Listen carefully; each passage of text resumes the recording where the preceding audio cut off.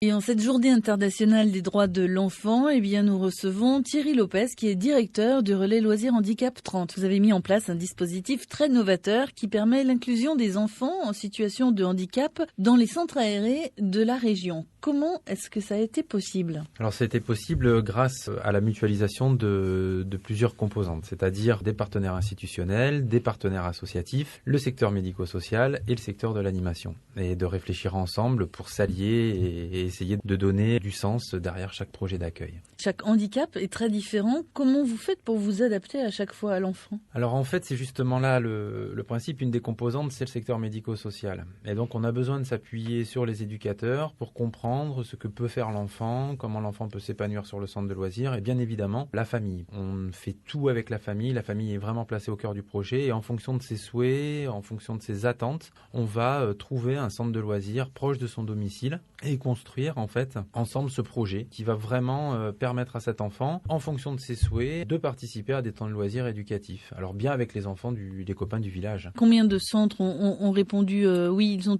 pas tous répondu oui, j'imagine tout le monde n'a pas cette possibilité ? Non, parce qu'ils sont à plusieurs niveaux. En fait, depuis 2003, on a commencé en 2003 avec 7 centres de loisirs et maintenant il y en a 70. On n'a pas dit à tout le département qui veut accueillir des enfants en situation de handicap, mais on l'a fait progressivement. C'est-à-dire que l'idée, si on parle d'un projet individualisé pour les enfants, c'est aussi un projet individualisé pour les structures. Il faut bien aussi agir en termes de formation, de sensibilisation, et pour ça, il a fallu les intégrer petit à petit, ces structures. Donc, il y a 70 centres de loisirs, il pourrait y en avoir plus, mais il n'y en a pas plus parce qu'on n'a pas forcément la demande sur tous les centres de loisirs. Mais ils le deviendront, j'espère, à terme. Des fois, il y a nécessité de soins médicaux pour les enfants au cours de la journée. Ça aussi, c'est intégré ?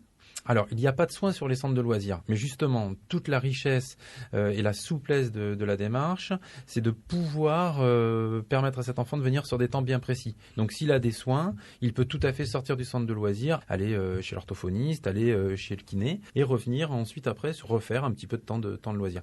Tout est vraiment modulable, tout est possible, on va dire. L'idée, c'est d'inventer. D'où l'intérêt pour les collectivités, pour les familles de s'enseigner plus précisément.